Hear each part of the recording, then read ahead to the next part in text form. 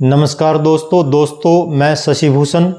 दोस्तों आज हम काव्य पाठ के अंतर्गत जो है जाति प्रथा के कड़वे सच को जो है एक बतलाती हुई उस पर व्यंग्य करती हुई एक कविता मैं आपके सामने प्रस्तुत करूंगा, चमारों की गली। और दोस्तों आज भी यदि हम देखें तो गांव के अंदर या झुग्गी बस्तियों के अंदर जो है जाति प्रथा का जो आज भी वहाँ पर जाति प्रथा का जहर है वहाँ पर आपको दिखाई देगा। वहाँ आज भी जो निचली निम्न जाति निम्न वर्ग के जो लोग हैं उनको आज भी उच्च जातियों के लोग उनको पीड़ित करते हैं और उनको आज भी दबाया जाता है, उनका आज भी शोषण किया जाता है। और इस प्रकार से उनके साथ आज भी अन्याय, चाहे वो पुलिस के द्वारा हो चाहे वो पंच सरपंच के द्वारा हो, लेकिन आज भी गांव के अंदर खासकर जो है उच्च वर्ग का प्रभुत्व आज भी देखने को मिलता है। तो चलिए दोस्तों एक जाति प्रथा के कड़वे सच को उजागर करती हुई कविता आदम गोंडवी जी की चमारों की गली, ये कविता जो आपके सामने प्रस्तुत करता हूँ। उम्मीद है आप सभी को अच्छी लगेगी। तो चलिए दोस्तों प्रस्तुत है कविता चमारों की गली। आइए महसूस करिए जिंदगी के ताप को, मैं चमारों की गली तक ले चलूँगा आपको। आइए महसूस करिए जिंदगी के ताप को, मैं चमारों की गली तक ले चलूँगा आपको।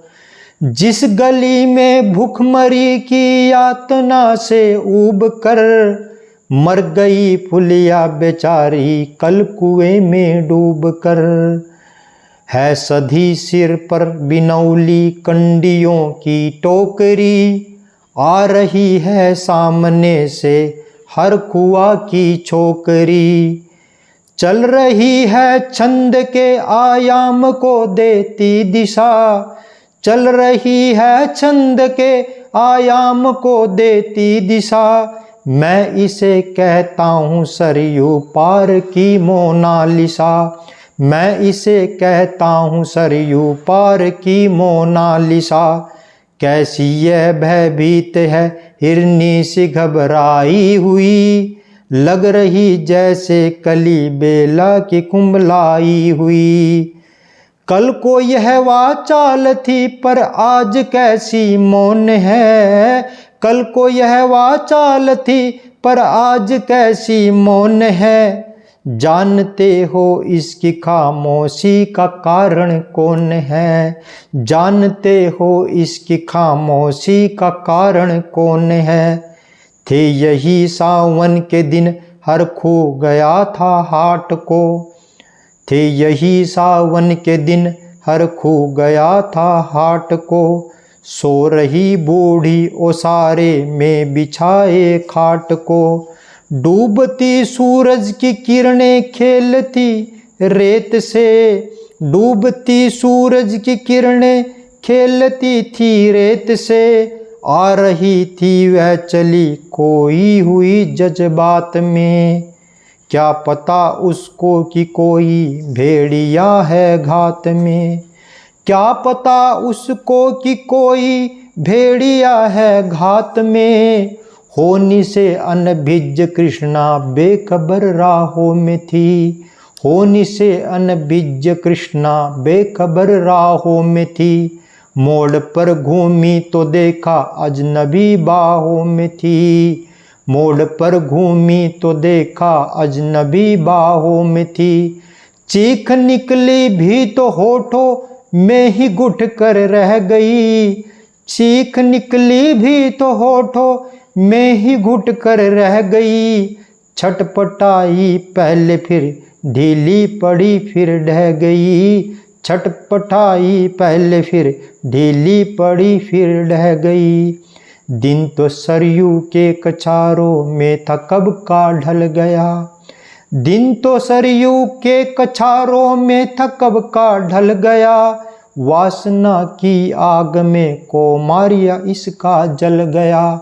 वासना की आग में कोमारिया इसका जल गया। और उस दिन ये हवेली हंस रही थी मौज में। और उस दिन ये हवेली हंस रही थी मौज में। होश में आई तो कृष्णा थी पिता की गोद में। होश में आई तो कृष्णा थी पिता की गोद में। जुड़ गई थी भीड़ जिसमें जोश का सैलाब था। जुड़ गई थी भीड़ जिसमें जोश का सैलाब था। जो भी था अपनी सुनाने के लिए बेताब था। बढ़ के मंगल ने कहा काका तू कैसे मौन है। बढ़ के मंगल ने कहा काका तू कैसे मौन है। पूछ तो बेटी से आखिर वो दरिंदा कौन है। पूछ तो बेटी से आखिर वो दरिंदा कौन है। हो कोई संघर्ष से हम पाँव मोड़ेंगे नहीं। कच्चा खा जाएंगे जिंदा उसको छोड़ेंगे नहीं। कैसे हो सकता है होनी कह के हम टाला करें। कैसे हो सकता है होनी कह के हम टाला करें। और ये दुश्मन बहू बेटी से मुँह काला करें। और ये दुश्मन बहू बेटी से मुँह काला करें। बोला कृष्णा से बहन सो जा मेरे अनुरोध से। बोला कृष्णा से बहन सो जा मेरे अनुरोध से। और बच नहीं सकता वो पापी मेरे प्रतिशोध से। बच नहीं सकता है वो पापी मेरे प्रतिशोध से। पड़ गई इसकी भनकती ठाकुरों के कान में। किसकी भनक? उस मंगल की भनक जो उस बेटी के साथ खड़ा था, उस पीड़ित परिवार के साथ खड़ा था, उस पिता के साथ खड़ा था, उस नौजवान मंगल की भनक। पड़ गई इसकी भनक थी ठाकुरों के कान में। वे इकट्ठा हो गए थे सरपंच के दालान में। दृष्टि जिसकी है जमी भाले की लंबी नोक पर। और देखिए सुखराज सिंह बोले हैं खैनी ठोक कर। देखिए सुखराज सिंह बोले हैं खैनी ठोक कर। क्या कहे सरपंच भाई क्या जमाना आ गया। सरपंच साहब क्या जमाना आ गया। एक उच्च वर्ग के लोग सरपंच पर किस प्रकार से दबाव डालते हैं गांव के अंदर, तो उसका दृश्य दोस्तों। क्या कहे सरपंच भाई क्या जमाना आ गया। कल तलक जो पांव के नीचे था रुतबा पा गया। जो दलित पीड़ित लोग जो हमारे पांव की जूती थी, आज वो हमसे आंख मिलाकर बात करने की हिम्मत करते हैं। कल तलक जो पांव के नीचे था रुतबा पा गया। कहती है सरकार की आपस में मिलजुल कर रहो। कहती है सरकार की आपस में मिलजुल कर रहो। सूअर के बच्चों को अब कोरी नहीं हरिजन कहो। सूअर के बच्चों को अब कोरी नहीं हरिजन कहो। ये सरकार कहती है कि अब इनको अपमानजनक शब्द नहीं, अब हरिजन कहा करो। लेकिन देखिए ना यह जो कृष्णा है चमारों के यहाँ। लेकिन जो कृष्णा है, देखिए ना यह जो कृष्णा है चमारों के यहाँ। पड़ गई है सीप का मोती गवारों के यहाँ। जैसे बरसाती नदी अलहड़ नशे में चूर है। हाथ पुट्ठे पर न रखने देती है मगरूर है। उस दलित शोषित बेटी को ही उसकी ही जो है गलती निकाली जा रही है और उसको ही अपमानित किया जा रहा है। किस प्रकार से कि देखिए ना यह जो कृष्णा है चमारों के यहाँ। पड़ गई है सीप का मोती गवारों के यहाँ। जैसे बरसाती नदी अलहड़ नशे में चूर है। हाथ पुट्ठे पर न रखने देती मगरूर है। और भेजता भी है नहीं ससुराल इसको हर खुआ। और इसका पिता इसको ससुराल इसकी शादी क्यों नहीं करता, इसको क्यों नहीं भेज रहा। फिर कोई बाहों में इसको भींच ले तो क्या हुआ। बड़ी ही दर्दनाक पंक्तियां।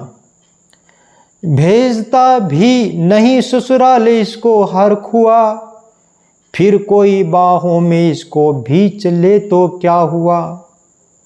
एक किस प्रकार से पूंजीपति वर्ग, एक किस प्रकार से दलित शोषित वर्ग की बेटियों को क्या समझते थे, एक उपभोग की वस्तु समझते थे, उसका दृश्य दोस्तों। कि आज सरयू पार अपने श्याम से टकरा गई, जाने अनजाने वो लज्जत जिंदगी की पा गई। और वो तो मंगल देखता था, बात आगे बढ़ गई। मंगल उठ खड़ा हुआ, एक नौजवान युवा, इसलिए बात बढ़ गई। वो तो मंगल देखता था, बात आगे बढ़ गई। वरना वह मरदूद इन बातों को कहने से रही। वरना वो बेसहारा लड़की वो क्या बतलाती कि वो तो सामने बोल ही नहीं सकती थी। वरना वह मरदूद इन बातों को कहने से रही। जानते हैं आप मंगल एक ही मक्कार है, एक ही है नौजवान युवा लड़का जो इनके साथ है, ठीक है। जानते हैं आप मंगल एक ही मक्कार है, हर खू उसकी सह पे थाने जाने को तैयार है। जो इनको भड़का रहा है और जिसकी हिम्मत से ये थाने जाने के लिए रिपोर्ट दर्ज कराने के लिए तैयार हैं। हर खू उसकी सह पे थाने जाने को तैयार है। कल सुबह गर्दन अगर नपती है बेटे बाप की, यदि कल सुबह जो है हमारे ऊपर आँच आती है, कल सुबह गर्दन अगर नपती है बेटे बाप की, गांव की गलियों में क्या इज्जत रहेगी आपकी। सरपंच साहब, आपकी भी कोई इज्जत नहीं रहेगी यदि हमारे ऊपर कोई आँच आती है। किस प्रकार से सरपंच के ऊपर एक प्रेशर डाला जा रहा है एक उच्च वर्ग के द्वारा। गांव की गलियों में क्या इज्जत रहेगी आपकी। बात इस लहजे में थे कि ताव सबको आ गया, जैसा स्वाभाविक होता है आथ मूंछों पर गया। वह क्षणिक आवेश जिसमें हर युवा तैमूर था, वह क्षणिक आवेश जिसमें हर युवा तैमूर था। हाँ मगर होनी को तो कुछ और ही मंजूर था, हाँ मगर होनी को तो कुछ और ही मंजूर था। रात जो आया न उस तूफान में अब जोर था, रात जो आया न उस तूफान में अब जोर था। भोर होते ही वहाँ का दृश्य ही कुछ और था। और सिर पे टोपी बेंत की लाठी संभाले हाथ में, एक दर्जन थे सिपाही ठाकुरों के साथ में। बेईमान पुलिस, भ्रष्ट पुलिस तंत्र पर एक व्यंग्य कि सिर पे टोपी बेंत की लाठी संभाले हाथ में, एक दर्जन थे सिपाही ठाकुरों के साथ में। मतलब जिन्होंने बेटी का उत्पीड़न किया उन्हीं के साथ में पुलिस तंत्र आ जाता है। और घेर कर बस्ती कहा हल्के के थानेदार ने, घेर कर बस्ती कहा हल्के के थानेदार ने। जिसका मंगल नाम हो वह व्यक्ति आए सामने, जिसका मंगल नाम हो वह व्यक्ति आए सामने। मंगल वही आवाज़ उठाने वाला व्यक्ति, जुल्म के खिलाफ बोलने वाला, सामने आने वाला जो है व्यक्ति का नाम मंगल। और निकला मंगल झोपड़ी का पल्ला थोड़ा खोल कर, और एक सिपाही ने तभी लाठी चलाई तोल कर। एकदम टूट पड़ा उस मंगल पर और गिर पड़ा तो बढ़कर सिर पे बूट से ठोकर दिया। नीचे गिरने के बाद फिर उसको अपने जूतों से उसके सिर पर वार किया। फिर बोल साले माल जो चोरी का था वो क्या किया।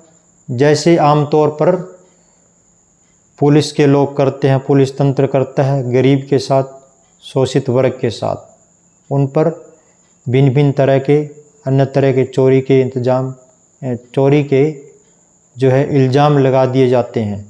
तो उसी प्रकार से वही भ्रष्ट तंत्र पुलिस का जो गरीबों के साथ होता आया, उसी पर एक व्यंग्य कवि का, बोल साले माल जो चोरी का था वो क्या किया।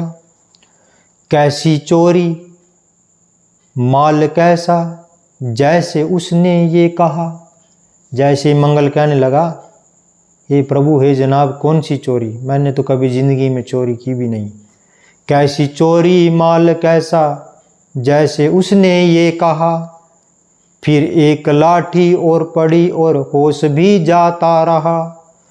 होश खोकर वह पड़ा था झोपड़ी के द्वार पर। होश खाकर वह पड़ा था झोपड़ी के द्वार पर। और ठाकुरों से फिर दरोगा ने कहा ललकार कर। फिर दरोगा जो है उन ठाकुरों को फिर हिम्मत देता है कि ठाकुरों से फिर दरोगा ने कहा ललकार कर। मेरा मुंह क्या देखते हो, इसके मुंह पर थूक दो। थूको इसके मुंह पर। बहुत दर्द भरी दास्तां कि मेरा मुंह क्या देखते हो, इसके मुंह पर थूक दो और आग लाओ। इतना ही नहीं और क्या करो थूकने के बाद, और आग लाओ और इसकी झोंपड़ी भी फूंक दो। अभी और जुल्म बाकी है।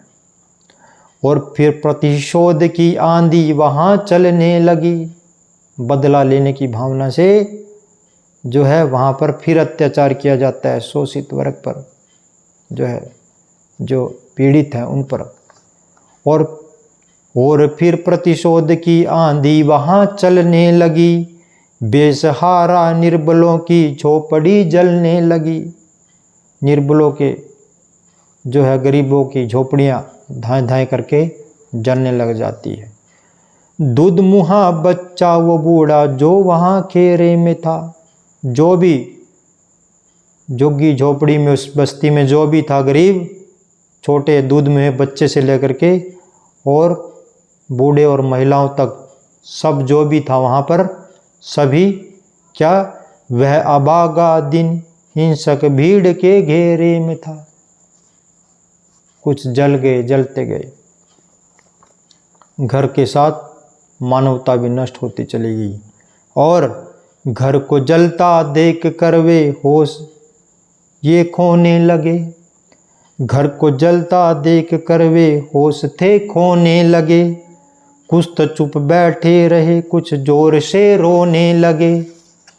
कह दो इन कुत्तों के पिल्लों से कि घबराए नहीं।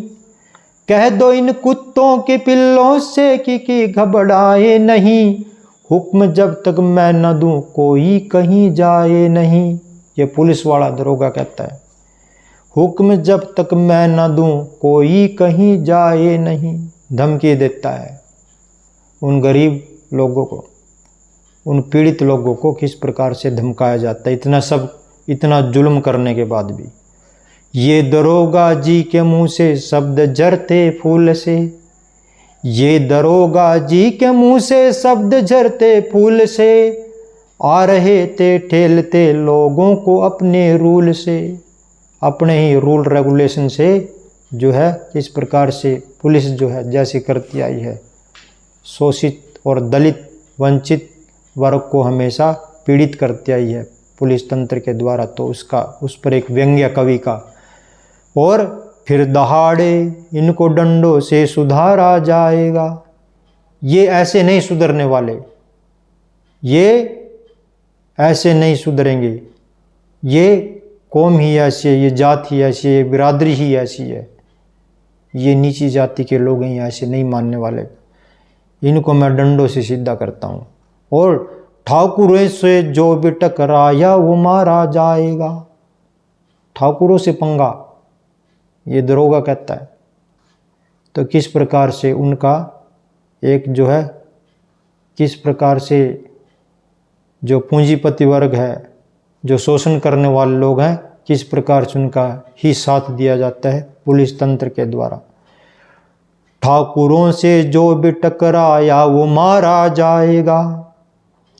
एक सिपाही ने कहा साइकिल किधर को मोड़ दे। जनाब अब क्या करें, अब किधर चलें, हमने सब काम कर दिया है योजना के मुताबिक। होश में आया नहीं मंगल कहो तो छोड़ दें। और मंगल को अब तक होश नहीं आया, उस युवा को जो जुल्म के खिलाफ आवाज़ उठा रहा था। होश में आया नहीं मंगल कहो तो छोड़ दें। बोला थानेदार मुर्गे की तरह मत भांग दो, कि मेरे सामने फालतू बात मत करो, मेरे को समझाने की कोशिश मत कर। थानेदार कहता उस पुलिस के व्यक्ति से। होश में आया नहीं तो लाठियों पर टांग दो। होश में आया नहीं तो लाठियों पर टांगने का मतलब गोला लाठी इसको दो, इसकी दूसरी सज़ा दो। गोला लाठी बोलते थे पुराने समय में, उसको सज़ा देते थे, लाठियों पर टांग दिया जाता था। तो फिर होश में आया नहीं तो लाठियों पर टांग दो। ये समझते हैं कि ठाकुर से उलझना खेल है। ये समझते हैं कि ठाकुर से उलझना खेल है। ऐसे पाजी का ठिकाना घर नहीं है जेल है। कि किस प्रकार से पुलिस तंत्र उनके साथ मिल जाता है। ठीक है, पूछते रहते हैं मुझसे लोग अक्सर यह सवाल। कवि के द्वारा एक दर्द भरी दास्ता। पूछते रहते हैं मुझसे लोग अक्सर यह सवाल, कैसा है कहिए न सरयू पार की कृष्णा का हाल। वो बेटी कैसी है। उनकी उत्सुकता को शहरी नग्नता के ज्वार को, पूछने वालों को जो है एक कवि का जवाब, सड़ रहे जनतंत्र के मक्कार पैरेकार को। ये जनतंत्र जो सरकार है, ये हमारा जो समाज है, और सड़ रहे जनतंत्र के मक्कार पैरोकार को, धर्म संस्कृति और नैतिकता के ठेकेदार को। जो लोग धर्म की बात करते हैं, जो संस्कृति की बात करते हैं, जो नैतिकता की बात करते हैं, वो लोग कहाँ चले जाते हैं जब दलित शोषित वंचित की बेटियों पर अन्याय होता है, उनका शोषण होता है। और प्रांत के मंत्री गणों को, केंद्र की सरकार को, ये जो मंत्री हैं प्रांत के, प्रदेश के, और जो केंद्र की सरकारें हैं, वो इस पर क्या एक्शन लेती हैं, क्या कार्रवाई करती हैं। और मैं निमंत्रण दे रहा हूँ आए मेरे गांव में। वही जो गांव के अंदर आज भी जातिवाद का जो कड़वा जहर है, उसको इन पंक्तियों के माध्यम से कवि ने पुनः उजागर किया है। मैं निमंत्रण दे रहा हूँ आए मेरे गांव में, तट पे नदियों के घनी अमराइयों के छाव में, कि गांव जिसमें आज पांचाली उघारी जा रही। आज भी बहु बेटियों के साथ अत्याचार होता है, खासकर दलित बेटियों के साथ, जो है निम्न वर्ग की जो बेटियां हैं उनके साथ आज भी, जो बहुएं उनके साथ आज भी अत्याचार किया जाता है उच्च वर्ग के लोगों के द्वारा। कि गांव जिसमें आज पांचाली उघारी जा रही, या अहिंसा की जहां पर नथ उतारी जा रही। और उनके घरों को आज भी जला दिया जाता है, उन पर आज भी तरह तरह के जुल्म किए जाते हैं, उन पर अन्याय किया जाता है तरसते हैं कितने ही मंगल लंगोटी के लिए। बहुत गरीबी है आज भी गांव के अंदर, और है तरसते हैं कितने ही मंगल लंगोटी के लिए। बेचती है जिस्म कृष्णा आज रोटी के लिए। आज भी कितनी बेटियां एक रोटी के लिए अपने जिस्म को बेचने के लिए तैयार हैं। आइए महसूस करिए जिंदगी के ताप को, मैं चमारों की गली तक ले चलूँगा आपको। आइए महसूस करिए जिंदगी के ताप को, मैं चमारों की गली तक ले चलूँगा आपको। तो दोस्तों, आपको ये कविता कैसी लगी आप कमेंट करके ज़रूर बताइएगा। तो चलिए दोस्तों, सभी को नमस्कार।